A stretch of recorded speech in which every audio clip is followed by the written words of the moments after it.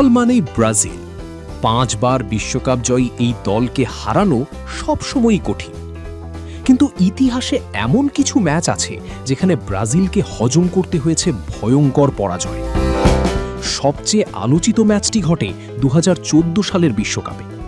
নিজেদের মাঠে সেমিফাইনালে জার্মানি ন্যাশনাল ফুটবল টিমের মুখোমুখি হয়েছিল ব্রাজিল ন্যাশনাল ফুটবল টিম।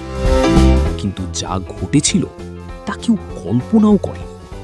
মাত্র 29 মিনিটেই জার্মানি করে ফেলে 5 গোল। পুরো স্টেডিয়াম স্তব্ধ হয়ে যায়। শেষ পর্যন্ত ম্যাচের ফল দাঁড়ায় 7-1। এই ম্যাচকে বলা হয় ফুটবল ইতিহাসের সবচেয়ে বড় ট্র্যাজেডিগুলোর একটি।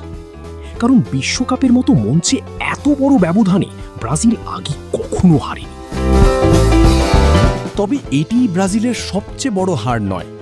1934 সালে ইউগোস্লাভিয়া ন্যাশনাল ফুটবল টিম ব্রাজিলকে হারিয়েছিল 8-4 গোলে। আর 1920 সালে ইউরুগুয়া ন্যাশনাল ফুটবল টিমের কাছে ব্রাজিল হেরেছিল 6-0 গোলে।